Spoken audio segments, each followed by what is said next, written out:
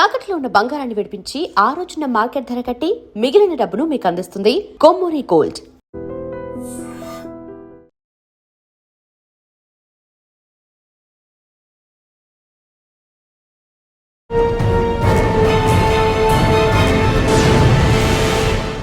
Welcome to crime diaries. ఈ వారం మన గెస్ట్ స్పోర్ట్స్ అంటే ఎక్కువగా ఇష్టపడే పోలీస్ ఆఫీసర్. పేరు A Venugopal garu, DSP AR Telangana police.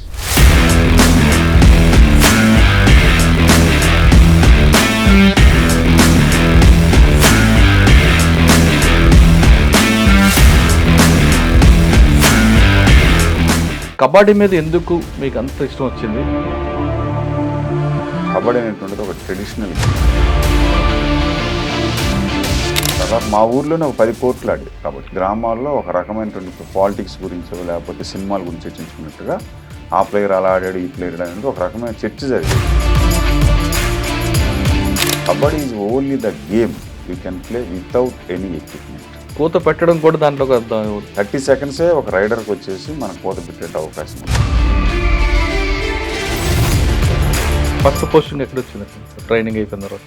Hyderabad city. దాదాపుగా ఆంధ్రప్రదేశ్ పోలీస్ టీమ్ కెప్టెన్గా నేను ఒక 5 ఇయర్స్ చేశాను. దాదాపు 5 ఇయర్స్లో ఒక 100 టోర్నమెంట్లు. నేషనల్ ఛాంపియన్షిప్ ఒకసారి మహారాష్ట్రలో క్వార్టర్ ఫైనల్ మ్యాచ్ ఓడిపోవడం జరిగింది. అది నా జీవితంలో నేను చాలా మర్చిపోలేని సంఘటన. రెగ్యులర్గా మనం పరిగెట్టడం వల్ల వచ్చే లాభం ఏంటి, పరిగెట్టడం వచ్చే నష్టం? The most neglected issue in మనిషి ప్రవర్తన ఏంటంటే ఫిజికల్.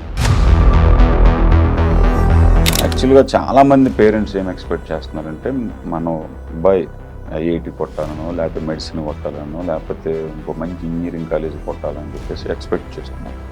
ఇది అయిపోయిన తర్వాత మంచి జాబ్లో సెటిల్ అవ్వాలని కూడా ప్రయత్నిస్తారు. ఓకే, ఇవన్నీ కూడా అనుకున్నట్టు జరుగుతున్నాయి. కానీ ఇది ఎంత అయిపోయిన తర్వాత మిగతా లైఫ్ని వాడు ఎంజాయ్ చేయాలి అంటే physical fitness most important.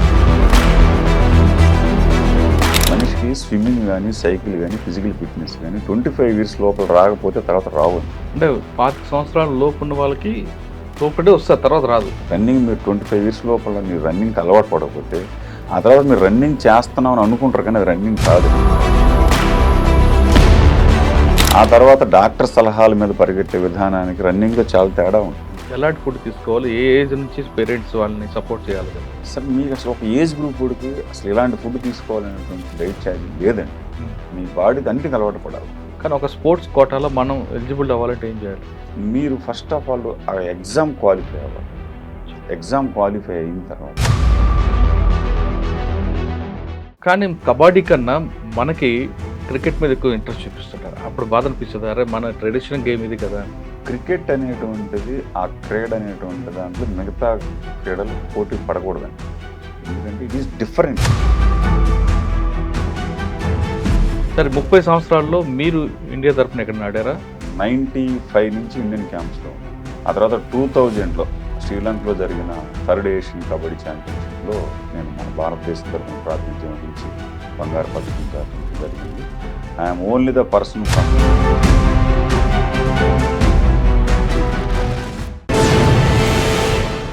Welcome to crime diaries. ఈ వారం మన గెస్ట్ స్పోర్ట్స్ అంటే ఎక్కువగా ఇష్టపడే పోలీస్ ఆఫీసర్. పేరు A Venugopal garu, DSP AR Telangana police.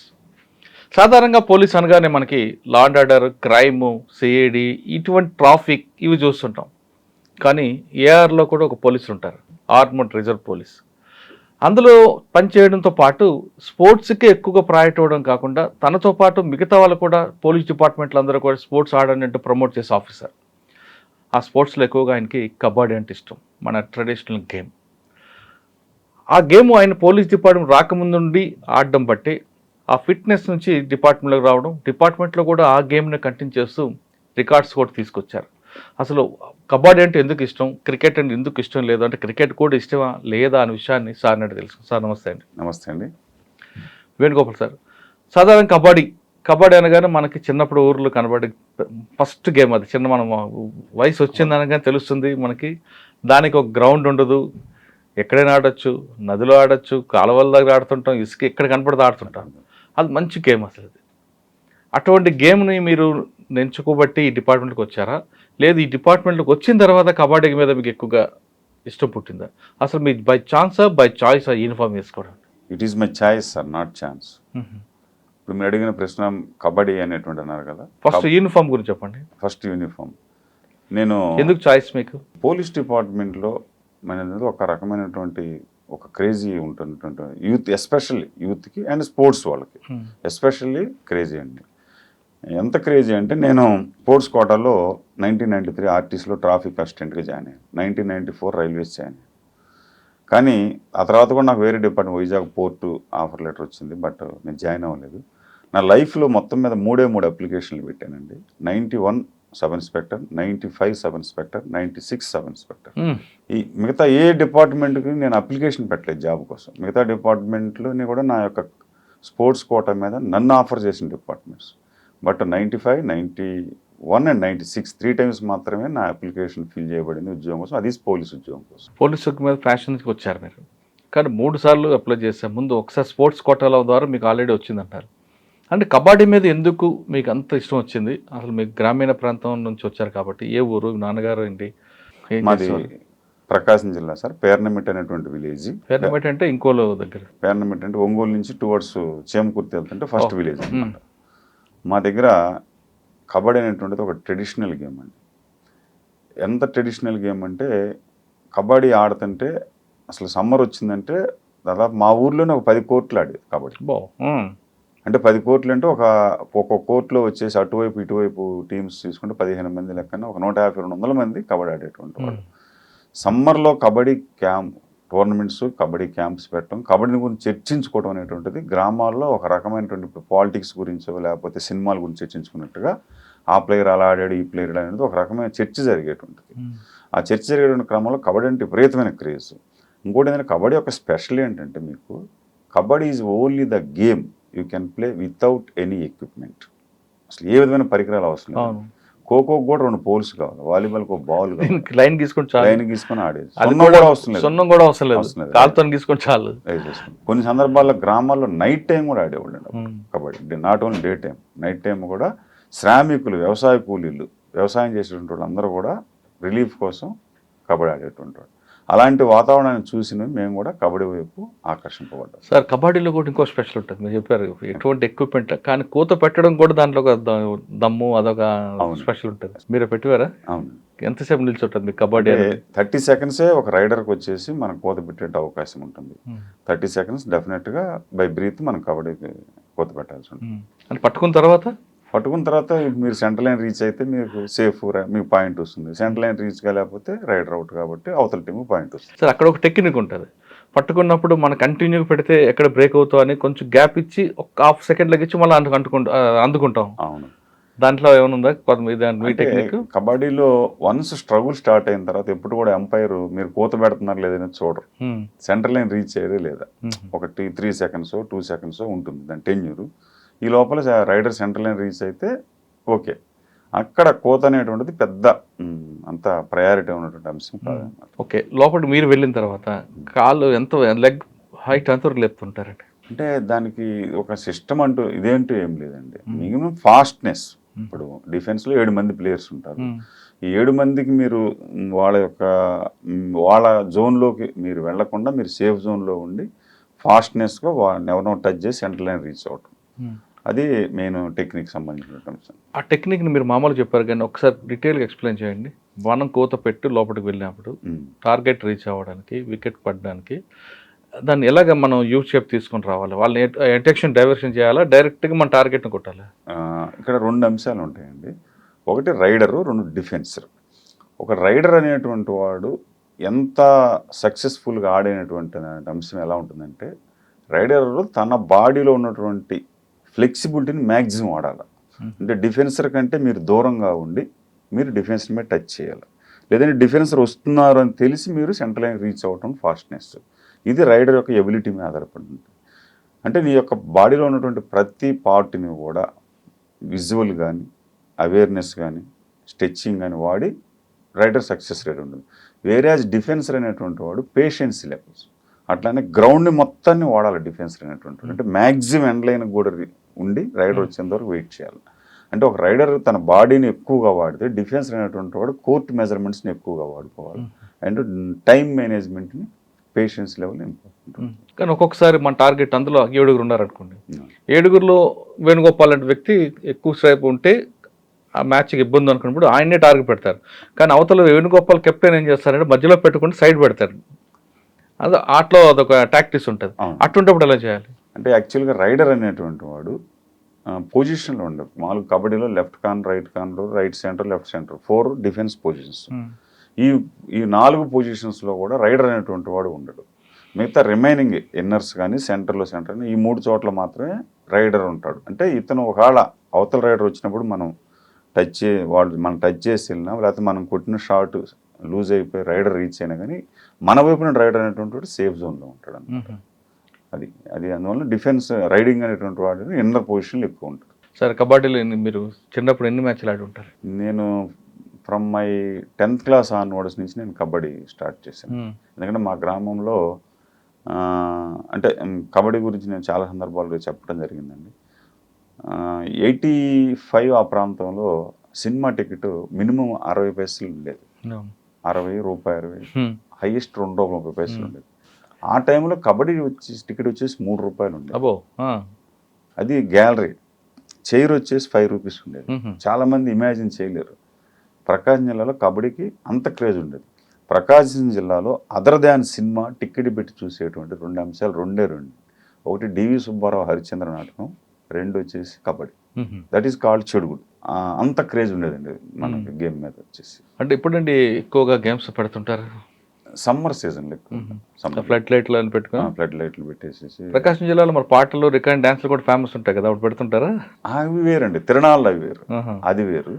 ఇక్కడ ఏంటంటే ప్రతి గ్రామంలో కూడా ఒక ట్రెడిషనల్గా ఒక యూత్ ఉంటుందండి. ఆ యూత్ ఏంటంటే సమ్మర్లో ఇప్పుడు కూడా స్టిల్ గోయింగ్ ఆన్. మేము కూడా ప్రతి సంవత్సరం సమ్మర్ క్యాంప్స్ కండక్ట్ చేస్తుంటాము. ఏదైతే యూత్ ఉన్నారో వాళ్ళు మన బ్యాడ్ హ్యాబిట్స్ జోలికి వెళ్లకుండా జోదం కానీ లేకపోతే గంజా ఇటువంటి దూరంగా ఉండటం కోసం ప్రతి గ్రామంలో కూడా మన ప్రకాశం జిల్లా కబడ్డీ అసోసియేషన్ వాళ్ళు, పీఈటీ అసోసియేషన్ కూడా క్యాంప్స్ కండక్ట్ చేసి కొంతమందిని ఇటువైపు తీసుకొస్తుంటారు. మీరు 10th క్లాస్ నుంచి అంటే డిగ్రీ వరకు అక్కడ ఒంగోలు అంటే చదువుంటారు? అంటే ఒంగోలు వరకు అదే వాడుతూనే ఉన్నారా? డిగ్రీ వరకు ఆడుతూనే ఉన్నాను. నా 10th క్లాస్ వచ్చేసి బివి సుబ్బయ్య హై స్కూల్ పేర్నమెట్లో జరిగింది. తర్వాత ఇంటర్మీడియట్ వచ్చేసి ఆంధ్రకేశ్వర విద్యా కేంద్రం ఒంగోలు. డిగ్రీ వచ్చేసి మంగమ్మ కాలేజ్ అండి. అక్కడ నేను డిగ్రీ చదివాను. ఉద్యోగ రీత్యా ఎప్పుడు బయటకు వచ్చారండి? నా ఉద్యోగం కూడా ఒక చాలా ఇదిగా జరిగిందనమాట. నేను 1993 నేను నాగార్జున యూనివర్సిటీలో పీజీ చేశాను, ఎంఏ హిస్టరీ చేశాను. చేసిన తర్వాత అప్పుడు ఎస్ఐ సబ్ ఇన్స్పెక్టర్ నోటిఫికేషన్ వచ్చింది. నేను ఆ యొక్క ఎస్ఐ కోచింగ్ సెంటర్ కోసం అమీర్పేటలో వచ్చాను. అమీర్పేటలో వచ్చి ఒకరోజు నేను వెళుతున్నప్పుడు ఎల్బీ స్టేడియంలో కబడ్డీ ఆడుతున్నారు. అక్కడ నవశక్తి క్రీడా మండలి అని చెప్పేసి ఎల్బీ స్టేడియంలో ఒకటి ఉండేది. అక్కడికి వెళ్ళి వాళ్ళని నేను అడిగాను, నేను కూడా కబడ్డీ ఆడతానని అని చెప్తే వాళ్ళు సరే అని చెప్పేసి నన్ను రమ్మన్నారు. ఆ తర్వాత నేను ఒక 1 month అక్కడ కబడ్డీ ఆడాను ఎల్బీ స్టేడియంలో. ఓకే. ఆడిన తర్వాత నేను అప్పుడు sub inspectors exam post phone అయింది. దెన్ నేను మళ్ళీ మా ఊరు వెళ్ళిపోయాను. అయితే ఈ క్రమంలో అక్కడ ఏపీఎస్ఆర్టీసీ జట్టు ప్రాక్టీస్ చేస్తుంది. అక్కడ ఏపీఎస్ఆర్టీసీ జట్టు వాళ్ళు వచ్చి అక్కడ వాళ్ళ కోచ్, వాళ్ళ కెప్టెన్స్ అందరూ కూడా నా యొక్క పర్ఫార్మెన్స్ని అబ్జర్వ్ చేశారంట. నాకు తెలియదు ఆ విషయం. ఆ తర్వాత నేను సడన్గా అక్కడి నుంచి వెళ్ళిపోయాను. అప్పటికి ఈ సెల్ ఫోన్ సిస్టమ్ ఎంత లేదు. ఈ వచ్చిన అబ్బాయి ప్రకాశం జిల్లా అనేటువంటిది తెలుసు. అప్పుడు మన పోలీస్ టీంలో బి సత్యనారాయణ గారు అని చెప్పేసి ఒక ఆయన మాకు కబడ్డీ నేర్పుకుంటుంటే ఆయన కెప్టెన్గా ఉన్నారు. వారి ద్వారా మా ఇంటికి కబురు చేశారు. అప్పుడు మా కబడ్డీ గురువు గారు కుర్రభాస్కర్ గారిని వచ్చేసి మా ఇంటికి వచ్చేసి తెలియజేయడం జరిగింది, ఇట్లా ఆర్టీసీలో డైరెక్ట్గా నీకు స్పోర్ట్స్ కోట అపాయింట్మెంట్ ఉద్యోగం ఇస్తున్నారని. అలా వచ్చి నేను 93లో ఆర్టీసీలో జాయిన్ అయ్యాను. అక్కడ నా హైదరాబాద్ నా కెరీర్ స్టార్ట్ అయింది. కానీ 3 సార్లు అప్లికేషన్ పెట్టారు కదా ఎస్ఐకి, ఎప్పుడు సెలెక్ట్ అయ్యారంటే? అంటే మళ్ళీ 95లో 93లో వాయిదా పడ్డ సబ్ ఇన్స్పెక్టర్ 95లో జరిగిందండి. అప్పుడు నాకు రాలేదు. ఆ తర్వాత 96లో నేను మళ్ళీ సెలెక్ట్ అవ్వడం జరిగింది. ఓకే సార్, ఫస్ట్ పోస్టింగ్ ఎక్కడ వచ్చిందండి ట్రైనింగ్ అయిపోయిన తర్వాత? హైదరాబాద్ సిటీలోనే నేను దాదాపుగా ఆంధ్రప్రదేశ్ పోలీస్ టీమ్ కెప్టెన్గా నేను ఒక 5 years చేశానండి. అంటే అప్పుడు మాకు పూర్తిగా ఫుల్ టైం రిలీఫ్ ఉండేదన్నమాట. Number of tournaments, police tournament నుంచి నేను మన ఆంధ్రప్రదేశ్ పోలీస్ టీం అంటే 2 రాష్ట్రాల్లో అప్పుడు సమైక్యాంధ్ర ఉండేది. ఇంకా రైల్వే వర్సెస్ పోలీస్ ఎప్పుడు కూడా ఫైనల్ మ్యాచ్ ఉండేది.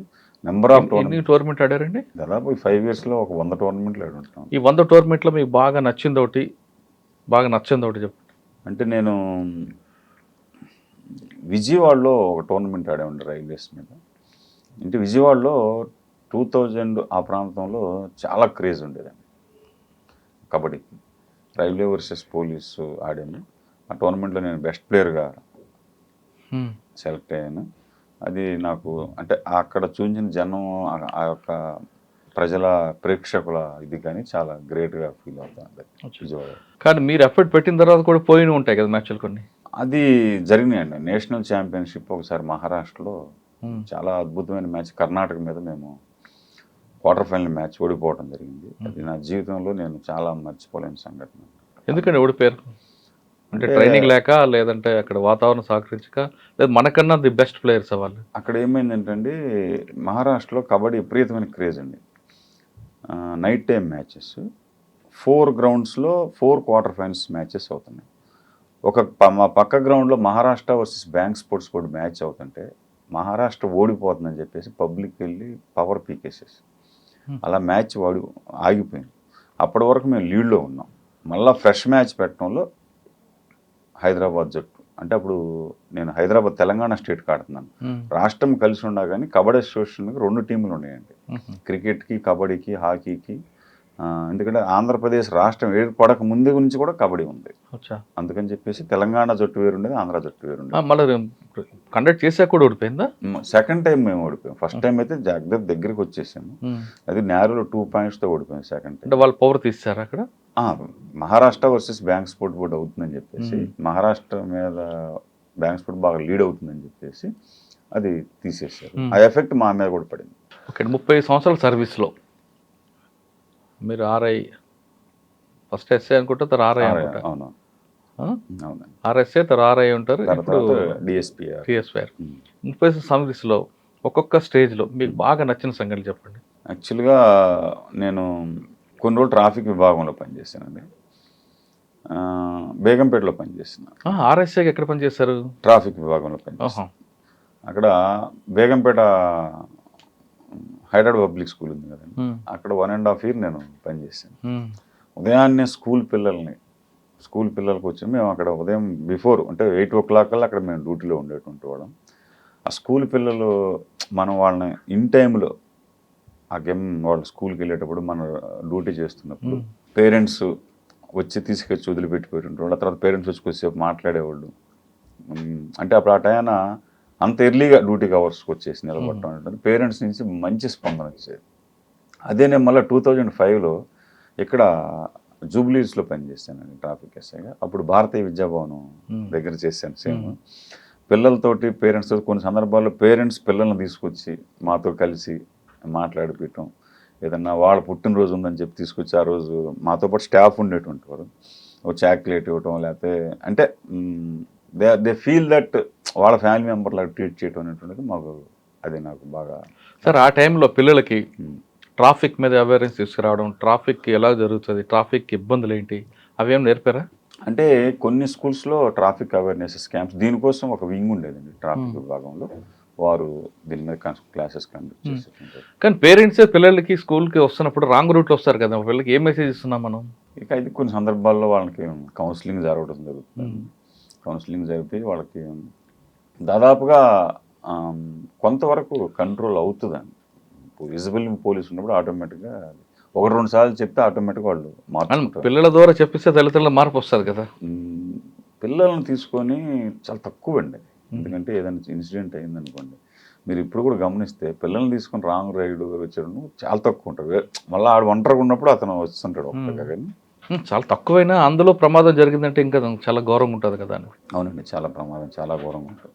అంటే రోడ్ క్రాసింగ్ అలాంటివి నేర్పేవారా? అలా నేర్పి ఎస్ఐగా అయిపోయిన తర్వాత ఆర్ఐ అయ్యారు. ఆర్ఐ అయితే ఎంతకాలం పనిచేస్తారండి? నేను ఆర్ఐగా దాదాపు 7 years పనిచేశానండి. ఎక్కడెక్కడ పనిచేశారు? అంతా హైదరాబాదేనా? హైదరాబాద్లో. నేను పోలీస్ అకాడమీలో పనిచేశాను. అప్పుడు one of the biggest batch 1147 training batch అండి. దానికి నేను అవుట్డోర్లో ఉన్నాను.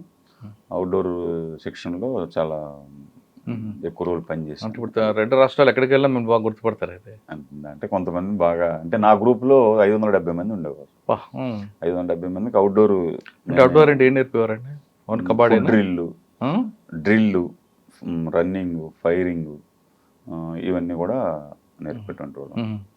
ఫిజికల్ ఫిట్నెస్ బేసికల్గా నేను స్పోర్ట్స్ మెన్ కాబట్టి నేను వాళ్ళతో పరిగెట్టేవాడిని. ప్రతిరోజు రన్నింగ్ చేసేటువంటి దాన్ని కూడా వాళ్ళు ఇన్స్పిరేషన్గా తీసుకొని అప్పుడు నా వయసు వచ్చేసి దాదాపుగా 42, 43 ఉన్నాను. మీరు ఇట్లా ఈ వయసులో మీరు పరిగెడుతున్నారు ఇన్స్పిరేషన్గా కొంతమంది పిల్లలు పరిగెట్టేవాళ్ళు, కొంతమంది ట్రైనింగ్. సార్, రెగ్యులర్గా మనం పరిగెట్టడం వల్ల వచ్చే లాభం ఏంటి? పరిగెట్టప్పుడు వచ్చే నష్టం ఏంటి? సరే, ఎవరికైనా కానీ సార్, ఇప్పుడు the most neglected issue in మనిషి ప్రవర్తనలో ఏంటంటే ఫిజికల్ ఫిట్నెస్. ఇన్ స్కూల్స్ కానీ కాలేజెస్ కానీ most neglected department is physical education. యాక్చువల్గా చాలామంది పేరెంట్స్ ఏం ఎక్స్పెక్ట్ చేస్తున్నారంటే మనం ఐఐటి కొట్టాలనో లేకపోతే మెడిసిన్ కొట్టాలనో లేకపోతే ఇంకో మంచి ఇంజనీరింగ్ కాలేజ్ కొట్టాలని చెప్పేసి ఎక్స్పెక్ట్ చేస్తున్నారు. ఇది అయిపోయిన తర్వాత మంచి జాబ్లో సెటిల్ అవ్వాలని కూడా ప్రయత్నిస్తున్నారు.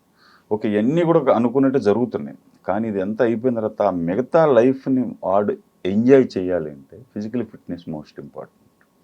ఈ ఫిజికల్ ఫిట్నెస్ వచ్చేసి ఒక సర్టెన్ ఏజ్ లోపల అలవాటు అవ్వాలి మనిషికి స్విమ్మింగ్ కానీ సైకిల్ కానీ ఫిజికల్ ఫిట్నెస్ కానీ 25 years లోపల రాకపోతే తర్వాత రావండి. చాలామంది యువకులు ఏంటంటే అసలు ఫిజికల్ ఫిట్నెస్ అనేటువంటిది మనకి ఈ వయసులో సంబంధం లేని అంశం అనుకొని నెగ్లెక్ట్ చేస్తున్నారు. అందుకని వాళ్ళు ఒక ఏజ్ గ్రూప్కి వచ్చేటప్పటికి ఫిజికల్ ట్రైనర్స్కి వేలు డబ్బులు ఖర్చు పెట్టేసి ఫిజికల్ ట్రైనింగ్ వైపు. అంటే 25 సంవత్సరాల లోపు ఉన్న వాళ్ళకి లోపలే వస్తారు, తర్వాత రాదు.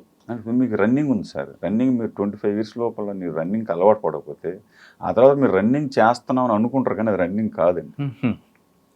ఎందుకంటే బేసికల్గా ఫిజికల్ ఫిట్నెస్ బిలో ఒక యూత్ ఏజ్ గ్రూప్లో అలవాటు పడ్డటువంటి వాళ్ళు పరిగెత్తే విధానానికి ఆ తర్వాత డాక్టర్ సలహాల మీద పరిగెట్టే విధానానికి రన్నింగ్లో చాలా తేడా ఉంటుంది. అది మీరు గమనించవచ్చు. ఎలా చెప్పండి, రెండింటికి ఎగ్జాంపుల్ ఏంటి? ఎగ్జాంపుల్ ఏంటంటే ఒక ఫిజికల్ ఫిట్నెస్ అలవాటు అయినటువంటి వ్యక్తి ఈ start running with slowly, body heat అయిన తర్వాత అతను చాలా క్యాజువల్గా అంటే మీకు టోస్ మీద రన్ చేస్తుంటాడు. At the age of 40 years age గ్రూప్లో కూడా కొత్తగా ఎవరైతే బై ఫోర్స్ ఫిజికల్ ట్రైనర్ ద్వారా అలవాటు అవుతారో వాళ్ళు చాలా బలంగా పరిగెడుతుంటారు. Simple logic. ఇంకొకటి ఏంటంటే చాలామంది యూత్ కూడా ఏంటంటే ఓన్లీ వెయిట్స్ చేసేయటం, బాడీ పెంచాలి, మజిల్స్ చూపించాలనేటువంటి it is very wrong concept. ఇప్పుడు మీకు రన్నింగ్ అనేటువంటిది సర్వరోగ నివారణ. రన్నింగ్ అనే దానికి చేస్తే మీకు చాలా వరకు కూడా బాడీ పెంచుతుంది బయటకు చూపించడం కోసం, ఇతరుల కోసం. కానీ రన్నింగ్ అనేది మన కోసం. సార్, ఇప్పుడు 25 సంవత్సరాల ముందు నేర్చుకున్నాం అనుకోండి, తర్వాత 20 సంవత్సరాల తర్వాత పరిగెట్టాలంటే ముందు మీరు స్లోగా పరిగెట్టేదారు, బాడీ హీట్ అయ్యాక స్పీడ్ పెంచాలి. మామూలు కొంతమంది ముందే స్పీడ్కి పరిగెడుతుంటారు. తర్వాత మీకు వామప్, వామ్ డౌన్ రెండు చాలా ఇంపార్టెంట్. మీరు అయిపోయిన తర్వాత మీ యొక్క రన్నింగ్ అయిపోయింది మళ్ళీ వామ్ డౌన్, స్ట్రెచ్చింగ్ ఎక్సర్సైజెస్ కానీ బాడీ రికవరీ వామ్ డౌన్ అది చాలా ఇంపార్టెంట్. చాలామంది అది చేయరండి. మనకు 20 minutes టైం ఉందని చెప్పేసి టకటక 20 minutes పరిగెట్టేసేసి వెళ్ళిపోతారు. దానివల్ల ఏంటంటే మళ్ళీ నెక్స్ట్. సార్, ఇప్పుడు అటు నేను బిలో 25 years మాట్లాడదాం, వాళ్ళు మంచి ఫిట్నెస్గా అవ్వాలి. మీ కాన్సెప్ట్ అదే కాబట్టి మా కాన్సెప్ట్ అదే, ఫిట్నెస్గా ఉండాలి, వాళ్ళంతా చక్కగా ఉండాలంటే వార్మప్ చేసిన తర్వాత వాకింగ్ చేయాలి, రన్నింగ్ చేయాలా, రన్నింగ్ చేసిన తర్వాత ఎలా చేయాలి, తర్వాత ఫుడ్ ఎలా ఫుడ్ తీసుకోవాలి సార్ చెప్పండి. మంచి ఫిట్నెస్ ఉండాలి అబ్బాయి, మంచి ఫిట్నెస్ అబ్బాయి కానీ అమ్మాయి కానీ. మీకు మినిమం వచ్చేసరి ఒక ఏజ్ గ్రూప్లో అంటే ఏజ్ స్టార్టింగ్ ఎంత? 16 అంటే ఇప్పుడు మనకి ఏమవుతుంది సార్, మన ఏజ్ గ్రూప్లో మనకి బిలో 15 years వరకు అసలు మీకు ఒకళ్ళ ఆటలు ఆడమని చెప్పాల్సిన అవసరం లేదండి. ఆటోమేటిక్గా పిల్లలే ఆడేటువంటి వాళ్ళు. పేరెంట్స్ బై ఫోర్స్ తీసుకొచ్చేవాళ్ళు గ్రౌండ్ నుంచి. ఇప్పుడు రివర్స్ ఏమైందంటే పంపిస్తున్నారు, పిల్లల్ని బై ఫోర్స్ పంపిస్తున్నారు, కానీ వెళ్ళట్లేదు. వాళ్ళకి మొబైల్ ఫోన్ చాలు. మొబైల్. దీనిలో మారిన సామాజిక జీవనం దృష్ట్యా మనకు ఒకప్పుడు the fighting is to get the food. ప్రతి ఒక్కడు కూడా మంచి ఫుడ్ దానికోసం ఉండేది. ఇప్పుడు ఏంటంటే the fighting is to digest the food. తినది అరగడానికి తినది అరగడం కోసమే మనిషి శ్రమ చేస్తున్నాడు ఇప్పుడు. ఒకప్పుడు శక్తికి వస్తుంది. శక్తి కోసం చేసేటుంటారు. ఇది పేరెంట్స్ కొంతవరకు గమనించారండి. యాక్చువల్గా ఏమంటే మన ఇండియాలో 27.5% యూత్ ఉన్నారండి. 15 years to 30 years అంటే 40 crores ఉన్నారు. మీ గ్రౌండ్లో ఎంతమంది కనపడతారండి? అది 1% ఉంటుంది. గ్రౌండ్ మొత్తం పరిగెట్టేది ఎవరు అనుకుంటున్నారు? అట్ ద ఏజ్ ఆఫ్ 50+ ఉంది. పేరెంట్స్ మాత్రమే జాగింగ్ యోగా చేస్తున్నారు, వేరే పిల్లలు చేయట్లేదు. పిల్లలు చేయట్లేదు. అదే ఆ చేయడానికి ఎలాంటి ఫుడ్ తీసుకోవాలి, ఏ ఏజ్ నుంచి పేరెంట్స్ వాళ్ళని సపోర్ట్ చేయాలో చెప్పు. సార్ మీకు అసలు ఒక ఏజ్ గ్రూప్ వాడికి అసలు ఇలాంటి ఫుడ్ తీసుకోవాలనేటువంటి డైట్ ఛార్జ్ లేదండి. మీ బాడీ అన్నిటికీ అలవాటు పడాలి, ఏది అవైలబుల్ ఉంటే. సరే, ఉదయం లేచిన తర్వాత వార్మప్ చేసి బయలుదేరుతాం. ఎంత టైం చేయమంటారు? 40 minutes గ్రౌండ్ చుట్టూ సరిపోతుంది. ఎంత స్పీడ్లో ఉండాలి? అది మీ యొక్క ఎబిలిటీని బట్టి. స్పీడ్ అంటే ఇప్పుడు 40 minutesలో కొంతమంది 4 km చేస్తారు, 5 km చేస్తారు. అట్లా గ్రౌండ్ లేని టైంలోనండి. గ్రౌండ్ లేని టైంలో ఏదో రిక్రియేషన్ గేమ్ కూడా ఆడుకోవచ్చు అండి. Shuttle, tennis, volleyball. సరే, క్రికెట్ అంటే యూత్ అందరూ వాడుతారు. అంటే రోజు 40 నిమిషాలు శరీరానికి కేటాయించాలి. అది మనిషికి స్వెట్టింగ్ పట్టించటము, గ్రౌండ్లో పరిగెత్తటం అనేటువంటిది ఒక డ్రగ్ అండి. దానికి మీరు అలవాటు పడితే ఆటోమేటిక్గా ఎంతగా శ్రమ ఉన్నా కానీ అక్కడికి వెళ్తారండి. చాలామందికి అర్థం కాని అంశం ఏంటంటే ఎంత పని ఒత్తిడిలో ఉన్నా కానీ పని ఒత్తిడికి రిలీఫే ఫిజికల్ ఫిట్నెస్ అండి. మీ ఒంట్లో నుంచి చెమట బయటకు వెళ్ళిందంటే నీ మైండ్లోంచి స్ట్రెస్ బయటకు వెళ్ళిపోయినట్టు. దీన్ని గుర్తించాలి. అంటే చెమట వచ్చేలా పరిగెట్టడం కానీ ఏదో ఒక యాక్టివిటీ. కానీ మా వాళ్ళు కొంతమంది మెల్లిగా నడుస్తూ చేతిలో వాటర్ బాటిల్, ఒక చేతిలో నాప్కిన్ పట్టుకుని చేస్తుంటారండి. అది కాదండి. అట్లీస్ట్ బ్రిస్క్ వాకింగ్ అయినా చేయాలి. దీంతో పాటుగా అండి నేను చాలా వరకు గత 15 సంవత్సరాలతో పోల్చుకుంటే పేరెంట్స్కి ఇప్పుడు యాటిట్యూడ్ మారిందండి. మళ్ళీ మా అపీల్ ఏంటంటే ఆల్ ద పేరెంట్స్, చాలామంది పేరెంట్స్ వాళ్ళ పిల్లవాడిని గ్రౌండ్కి పంపిస్తే మనం ఎన్నో నేషనల్ గేమ్స్ పంపించడానికి ప్రయత్నిస్తున్నట్టు, ఏషియన్ గేమ్స్ పంపిస్తున్నట్టు, ఒలింపిక్స్కు సిద్ధం చేస్తున్నట్టు కాదండి. అది చాలామంది పేరెంట్స్ ఏమంటారంటే గ్రౌండ్ పంపింటే మనం ఏమన్నా మావాడేమైనా ఏషియన్ గేమ్స్ పోవాలంటారు. ఇట్ ఈస్ రాంగ్ కాన్సెప్ట్ అండి. మీ అబ్బాయి గ్రౌండ్ పోవటం, మీ అబ్బాయి ఫిజికల్ ఫిట్నెస్ చేయటం అనేటువంటిది అతనికి సంబంధించిన అతని యొక్క సంరక్షణ కోసం అనే విషయం పేరెంట్ గమనించాలండి. ఎందుకంటే ఒక ఆరోగ్యవంతమైన వ్యక్తి, ఆరోగ్యవంతమైన కుటుంబం, ఆరోగ్యవంతమైన సమాజం, ఆరోగ్యవంతమైన దేశం మాత్రమే ఈ దేశ అభివృద్ధిలో పాల్పంచు. కానీ ఇప్పుడున్న పరిస్థితి గ్రౌండ్ కూడా కరువైపోయాయి కదండి, కాంక్రీట్ జంగిల్లో. అదేం లేదండి. గ్రౌండ్స్ ఎత్తితే మీకు గ్రౌండ్స్ లేకుండా ఏం లేవు. ఒకవేళ గ్రౌండే లేదనుకోండి, ఇంట్లో ట్రెడ్మిల్ చేయొచ్చా? బ్రహ్మాండంగా చేయొచ్చు. ట్రెడ్మిల్ చేయొచ్చు. కానీ దాంట్లో కూడా స్వెట్ రావాలి. కానీ ట్రెడ్మిల్ కంటే కూడా ఏంటంటే మీకు బయట ఫ్రీ ఎయిర్ ఉన్న దగ్గరికి వెళ్తే మీకు ఎక్కువగా. సార్, 40 నిమిషాలు శరీరానికి పని చెప్పిన తర్వాత మనం ఏం చేయాలి? ఫుడ్ ఏం చేయాలి? కొంతమంది వెంటనే వాటర్ తాగేస్తారు, కొంతమంది మిల్క్ తాగి రెస్ట్ తీసుకుంటారు, పడుకుని పోతుంటారు. అది ఏమవుతుందంటే కొంతమంది ఏం చేస్తారంటే బాగా పరిగెట్టేసి అది వామ్ డౌన్ అవ్వకముందే మళ్ళీ కారులోకి వచ్చి సడన్గా ఏసీ వేసేస్తారు. ఇది రాంగ్ కాన్సెప్ట్. అట్లా చేయకూడదు. మీ బాడీ మళ్ళీ మామూలు నార్మల్ స్థాయికి రావాలి. అప్పుడు మాత్రమే మీరు మళ్ళీ దీంట్లో చేసి వచ్చేది. ఇది సేమ్ కొంతమంది కూల్ వాటర్ తాగేస్తారు, అది కూడా అవాయిడ్ చేయాలి. కొంచెం మామూలు నార్మల్ హీట్కి వచ్చిన తర్వాత మాత్రమే మీరు చేయాలి. అంతేగాని వెంటనే పరిగెట్టి వచ్చి చెమట వస్తుందని ఏసీలో కూర్చోవడం, కూల్ డ్రింక్ తాగడం, ఫ్రూట్ జ్యూస్లు తాగడం అది రాంగ్. మీరు గ్రౌండ్కి పోసిన తర్వాత బాగా రూమ్ హీట్లో ఉండేటువంటి వెదర్లో ఉండటానికి మినిమం ప్రయత్నించాలి. వాటర్ కూడా నార్మల్ వాటర్ తీసుకోవాలి. స్పోర్ట్స్ నుంచి మనం మళ్ళీ ఒకసారి మన ప్రొఫెషన్లోకి వద్దామండి. ఆర్ఐ తర్వాత మీకు ఎప్పుడు ప్రమోషన్ వచ్చింది? 2018లో వచ్చింది. 2008 డిఎస్పీ 2026. ఈ మధ్యకాలంలో మీకు బాగా గుర్తుండిపోయిన ప్రొఫెషనల్లో ఉన్నాయి? అంటే నేను ఇక్కడ డీజీపీ ఆఫీస్లో పనిచేస్తున్నానండి. అంటే టోటల్గా మేము ఎక్కువ లాండాడ రూట్లో ఉన్నాం కాబట్టి మేము అంత ఎక్కువ స్పోర్ట్స్ మీద కొట్ట వెళ్తుంటారా సార్? స్పోర్ట్స్లో అంటే నేనంటే బేసికల్గా ఎందుకంటే అండి ఇప్పుడు నేను ఒక సాధారణ గ్రామీణ క్రీడాకారుడుగా ఈరోజు మీ ముందుకు వచ్చేసి యూనిఫామ్లో మాట్లాడుతున్నామంటే నాకు కొంతమంది హెల్ప్ చేశారండి వాళ్ళ సొంత డబ్బులతో. ఆ రోజు ఉన్నటువంటి ప్రకాశం జిల్లా కబడ్డీ అసోసియేషన్ సెక్రటరీ కుర్రా భాస్కర్రావు గారు, మా కోచ్ సూర్యదేవర నాగేశ్వరరావు గారు, ఆ తర్వాత హార్టిస్ట్లో వచ్చేసి యాదయ్య గారని, జగదీశ్వర్ యాదవ్ గారని, వీళ్ళందరూ కూడా మాకు చాలా హెల్ప్ చేసి ఈరోజు మేము ఇక్కడ ఉండడానికి వాళ్ళు హెల్ప్ చేశారు. అదే పరిస్థితుల్లో మేము కూడా నా వంతు కృషిగా మేము every year summer coaching camps పెడతాం ప్రకాశం జిల్లాలో. ఫ్రమ్ లాస్ట్ 17 years నుంచి మేము సమ్మర్ కోచింగ్ క్యాంప్స్ పెట్టి యూత్ని మేము క్రీడల వైపు మళ్ళిస్తున్నాం. మాకు ప్రకాశం జిల్లాలో చిన్నగంజాం అనే ఒక విలేజ్లో ఒక క్లబ్ ఉంది. అక్కడ గిరిబాబు అని చెప్పేసి ఒక ఇంటర్నేషనల్ ప్లేయరు దాన్ని రన్ చేస్తుంటాడు. ఆ క్లబ్ నుంచి నియర్లీ ఒక 30 నుంచి 40 మంది గవర్నమెంట్ ఎంప్లాయీస్ కబడ్డీ ద్వారా ఇన్కమ్ ట్యాక్స్, రైల్వేసు, పోలీసు, ఆ తర్వాత మన ఆర్మీ సర్వీసెస్లో కానీ. కానీ స్పోర్ట్స్ కోటా ఎంత ఉంటుందండి? స్పోర్ట్స్ కోటా ప్రజెంట్ తెలంగాణ రాష్ట్రంలో 2% ఉందండి. అది వేరే ఆంధ్రాలో మాకు 3% ఇచ్చారు. ఆంధ్రాలో ఈ మధ్య 3% కూడా వితౌట్ ఎగ్జామ్ ఇచ్చారు. ఇక్కడ తెలంగాణలో 2% all government department sports quota applicable. కానీ ఒక స్పోర్ట్స్ కోటాలో మనం ఎలిజిబుల్ అవ్వాలంటే ఏం చేయాలి? మీరు ఫస్ట్ ఆఫ్ ఆల్ ఆ ఎగ్జామ్ క్వాలిఫై అవ్వాలి.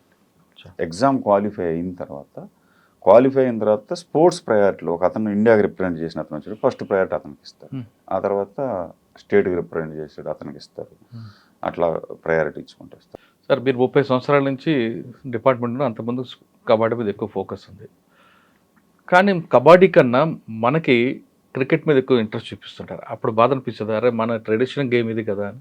అసలు క్రికెట్ అనేటువంటిది, ఆ క్రీడ అనేటువంటి దాంట్లో మిగతా క్రీడలు పోటీ పడకూడదండి. ఎందుకంటే it is different because of commercial game, విపరీతమైన వైడ్ పబ్లిసిటీ ఉంది దానికి.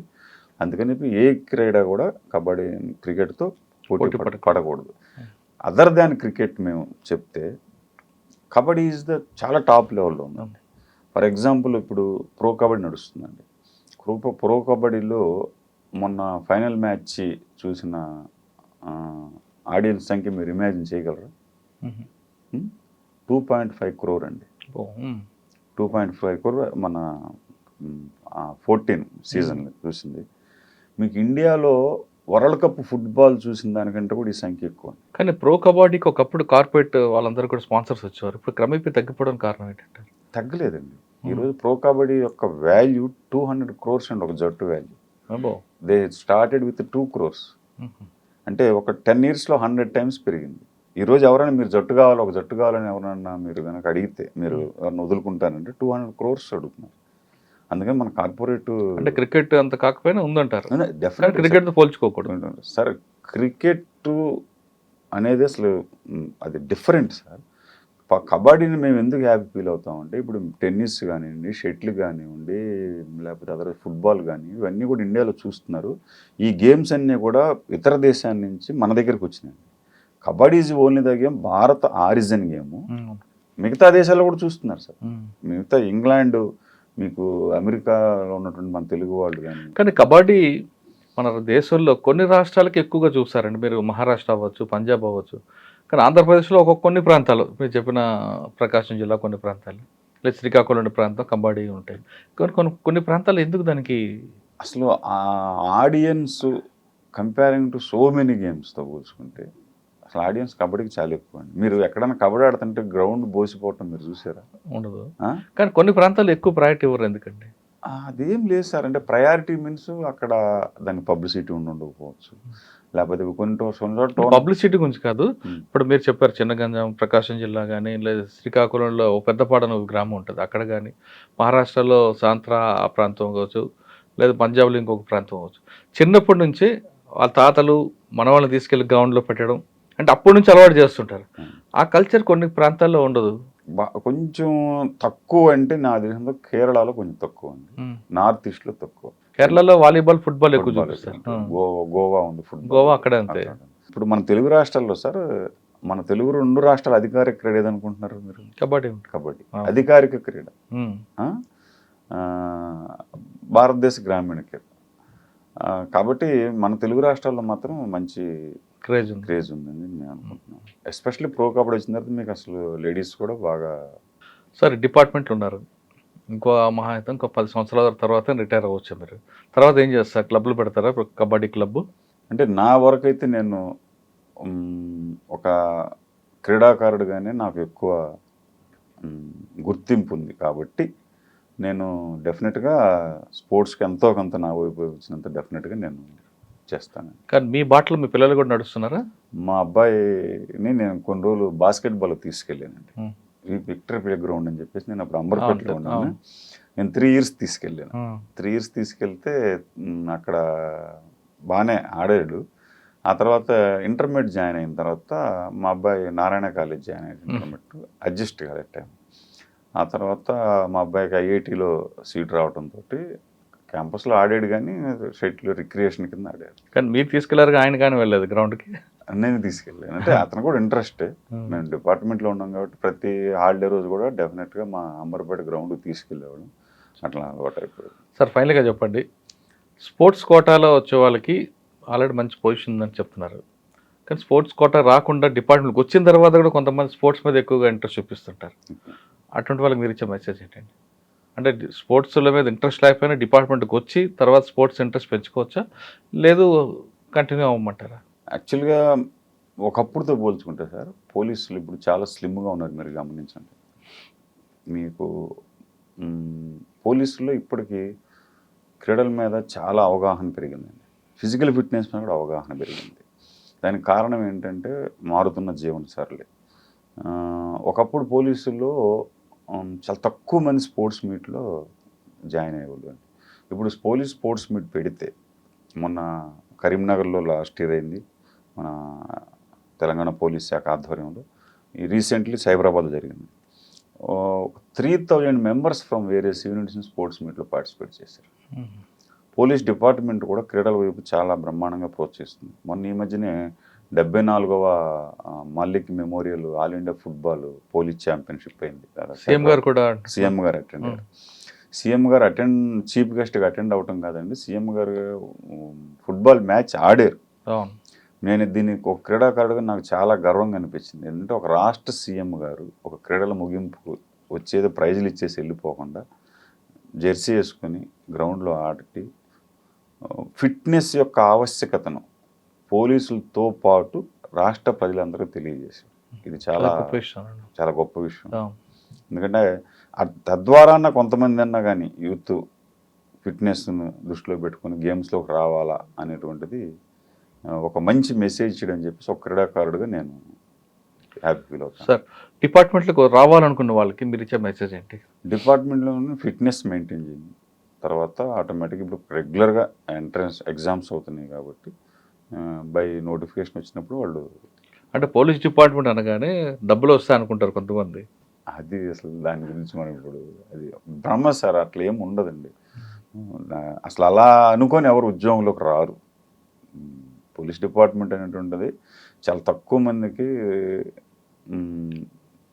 అది అవకాశం వస్తుంది. అది మనం దాని గురించి అసలు మాట్లాడకూడదు. ఎవరో కూడా ఉద్యోగంలో చేరేటప్పుడు డబ్బులు సంపాదని పోలీసు ఉద్యోగం రానండి. పోలీసు ఉద్యోగం చేయాలనే ప్యాషన్ ఉన్నోడే పోలీసు ఉద్యోగంలోకి వస్తారు. సరే, 30 సంవత్సరాల్లో మీరు ఇండియా తరఫున ఎక్కడ ఆడారా? 95 నుంచి ఇండియన్ క్యాంప్స్లో ఉన్నానండి. 95 శాఫ్ గేమ్స్ క్యాంప్లో ఉన్నాను, 98 ఏషియన్ గేమ్స్ క్యాంప్లో ఉన్నాను, 99 శాఫ్ గేమ్స్ క్యాంప్లో కూడా ఉన్నాను. ఆ తర్వాత 2000లో శ్రీలంకలో జరిగిన 3rd ఏషియన్ కబడ్డీ ఛాంపియన్షిప్లో నేను మన భారతదేశం తరఫున ప్రాతినిధ్యం వహించి బంగారు పథకం చాటం జరిగింది. I'm only the person from Andhra Pradesh ఆ టోర్నమెంట్లో నేను పార్టిసిపేట్ చేసింది. అట్లానే పోలీస్ డిపార్ట్మెంట్లోకి వచ్చిన తర్వాత నేను ఇండియాకి రిప్రజెంట్ చేయడం జరిగింది.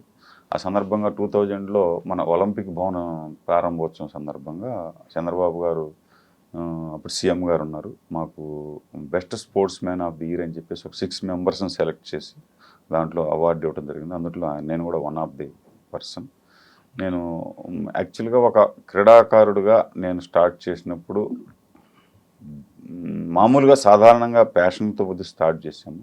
ఆ తర్వాత చాలామంది సహాయ సహకారాలతో మా ప్రకాశం జిల్లా కబడ్డీ అసోసియేషన్ భాస్కరరావు గారు కానీ, నాగేశ్వర మాస్టర్ గారు కానీ, అట్లా తెలంగాణ కబడ్డీ అసోసియేషన్ జగదీశ్వర్ యాదవ్ గారు కానీ, ఇంకొక ఆయన బి ప్రభాకర్ రావు గారు ఉన్నారు, బొమ్మదేవి, వాళ్ళందరూ ప్రోత్సాహంతో పోలీస్ డిపార్ట్మెంట్లో అప్పుడు ఫుల్ టైం రిలీఫ్ ఉండేదండి మాకు. వీటన్నిటిని వీళ్ళందరూ సహాయ సహకారంతో నేను దేశానికి ప్రాతినిధ్యం వహించడం జరిగింది. కానీ 30 సంవత్సరాల సర్వీస్లో ఆఫీసర్లు ఎవరు ఎక్కువ సపోర్ట్ చేస్తారండి? ఐపీఎస్లు అందరండి. స్పోర్ట్స్ మ్యాన్ అంటే ప్రతి ఒక్కళ్ళు కూడా ఒక పాజిటివ్ వే ఉంటుంది.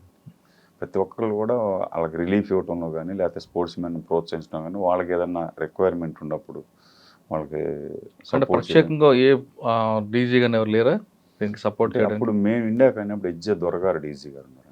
ఆయన చాలా ప్రోత్సహించారు అప్పుడు. అంటే నేను ఆడిన పీరియడ్లో హెచ్జే దొరగారు డీజీగా ఉన్నారండి. ఆయన ఆర్టీసీలో కూడా ఎండీగా పనిచేసి స్పోర్ట్స్ మెన్ కోసం ఒక స్పెషల్ రిక్రూట్మెంట్ స్టార్ట్ చేశారు. ఆ కోటాలోనే నేను 93లో ఆర్టీసీలో జాయిన్ అయ్యాను. ఆ తర్వాత మళ్ళీ పోలీసులోకి వచ్చినప్పుడు కూడా సార్ డీజీగా. పోలీస్ ఉద్యోగం చేయాలంటే డబ్బుల కోసం కాదు, దాని పవర్ యూజ్ చేయడం కాదు, ప్యాషన్ ఉన్న వాళ్ళు మాత్రమే డిపార్ట్మెంట్ రండి అంటున్నారు వేణుగోపాల్ గారు. డిపార్ట్మెంట్కి వచ్చిన తర్వాత ముందున్న ఫిట్నెస్తో పాటు ఇక్కడ పోలీస్ డిపార్ట్మెంట్ సమకూరుస్తున్న సదుపాయాలు సమకూర్చుకుంటే ఫిట్నెస్ అనేది మీకు రిటైర్మెంట్ అయిన తర్వాత కూడా చాలా హ్యాపీగా ఉంటారు, చాలా స్లిమ్గా ఉంటారు అంటున్నారు వేణుగోపాల్ గారు. ఇది ఈ వారం వేణుగోపాల్ గారితో ఎక్స్క్లూజివ్ ఇంటర్వ్యూ. వచ్చేవారు మరో గెస్ట్తో మళ్ళీ కలుద్దాం. అంతవరకు నమస్తే. థ్యాంక్ యూ అండి. Thank you very much. I dreams, this police diaries is something very, very valuable towards that. I must really appreciate Murali, your insights. I dreams founder and CEO చిన్న వాసుదేవ్ రెడ్డి గారితో